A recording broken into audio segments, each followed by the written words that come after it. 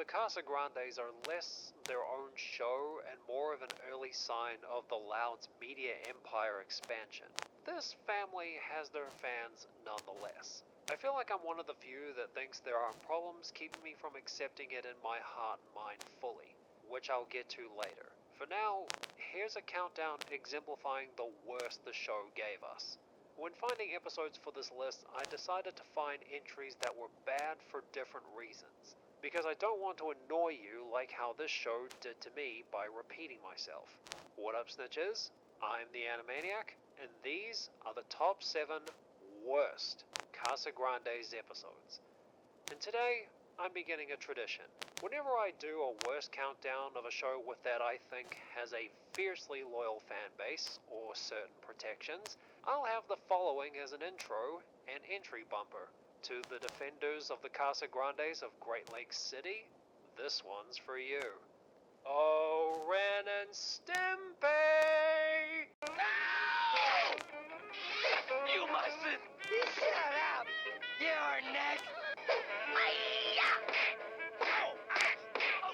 Ouch! Harder!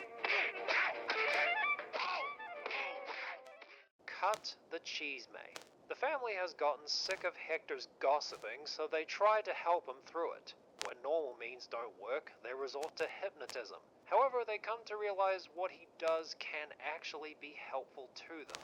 This is one of the few times this show revisited a previously established aspect. Greta and her hypnosis has been used before. They've met her before when Bobby was turned into a cat every time a bell rang, and they knew how that ended. What they needed to do was a lot simpler than what they ended up doing.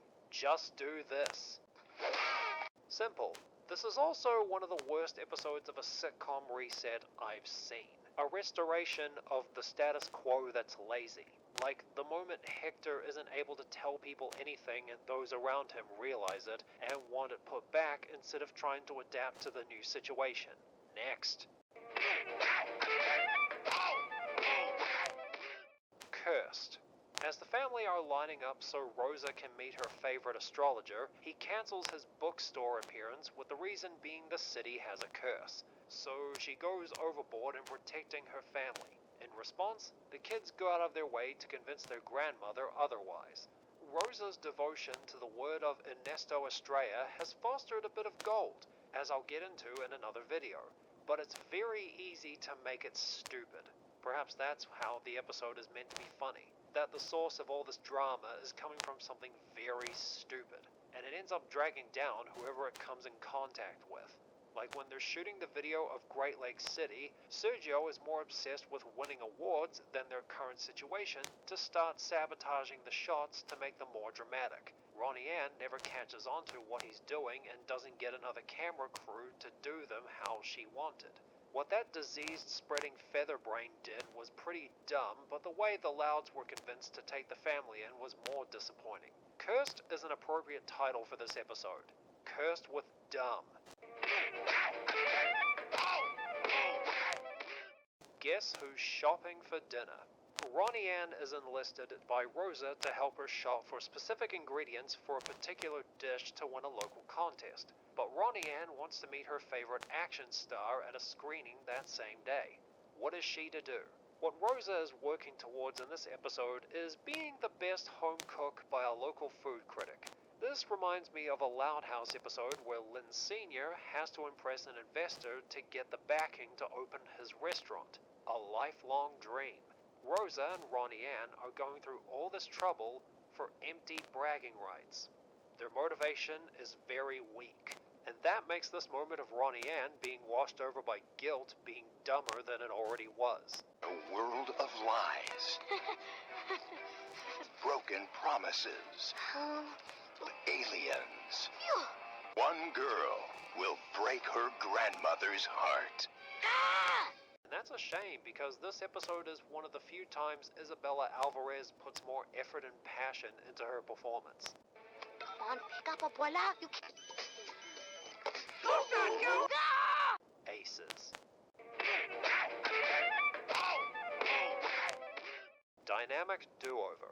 Bobby surprises Carl with a trip to an El Falcone autograph signing at a comic store. However, he's had a long day, and Carl's excited questions make him snap and say he's just an actor and that his show isn't real. This devastates Carl so much that Bobby and the rest of the family go out of their way to restore his faith in the winged hero. What should I get? Good bloody question. Like shopping for dinner, this plot is inspired by another Loud House episode where Lincoln and the host of their favorite show, ARG, restore Clyde's belief in him and ghosts. Up until that point, he'd been established as an anxious nerd with his own quirks, while remaining likable. I want to see his faith restored. Carl, up until this point in the show, has been established as a selfish, whiny, greedy little troll undeserving of what his family does for him in this episode. Tooth or consequences?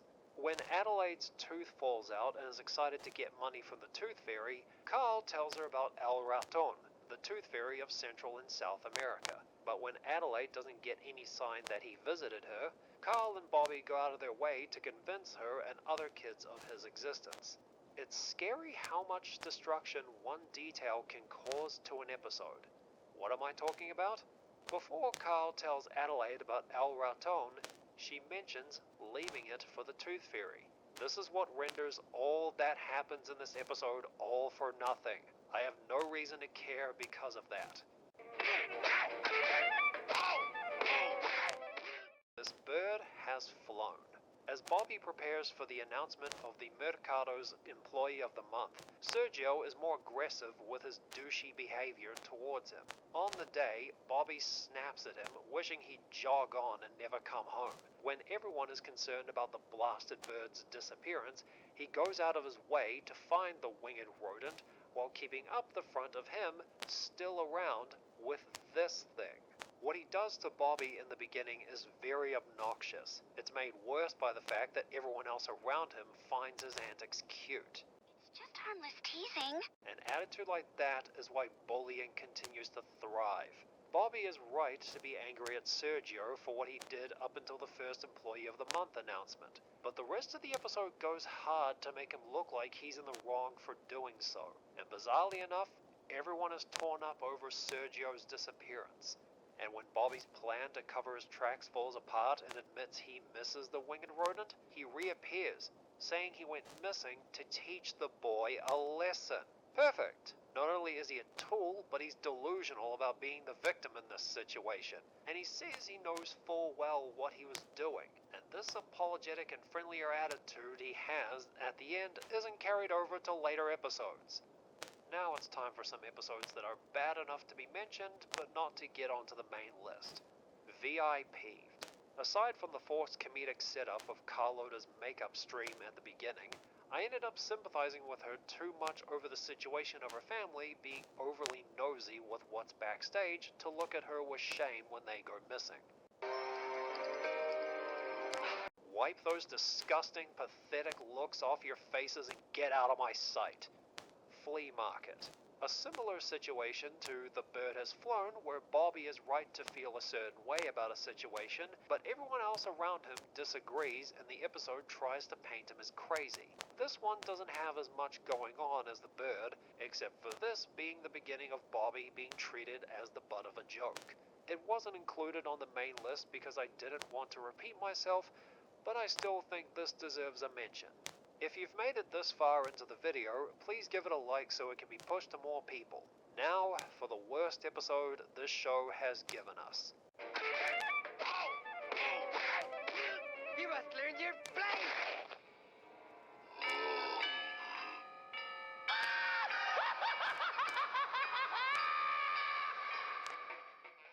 Squawk in the Name of Love.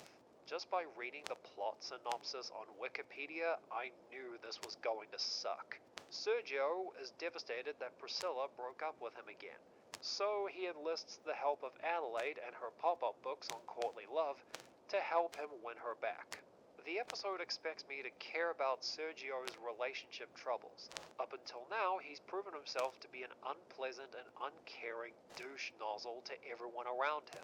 and the show doesn't allow us to get to know Priscilla in a way that makes me want to see these two together. The show treats the relationship like a running joke going on in the background. Throughout its run, I'm wondering why Sergio needs to have Priscilla in his life. He's often shown to be doing just fine without her. To make things dumber, Adelaide volunteers to be his dating coach using her picture books where Sergio will have to put Priscilla on a pedestal and act like a medieval fop to get her back. I'm convinced this part is meant to be both cute and so dumb it's funny. Sergio will eventually get tired of the put upon and let it crumble, and the relationship will too. This episode focuses on the woes of someone I don't like, a relationship the show treats like a joke when it isn't an afterthought, and is restored thanks to a 6-year-old who's never witnessed love or been in a relationship before, only for the rescued couple to be put in the background again as an unfunny running joke. This is why Squawk in the Name of Love is the worst Casagrandes episode. If there is an episode of this show you think is bad, leave it in the comments. If you guys want to stay updated on future videos, be sure to follow me on Getter and DeviantArt. The links are in the description. And if you want to be the first to know when a new video will be up, ring that bell after you subscribe. Thanks for watching, and I'll see you guys next time.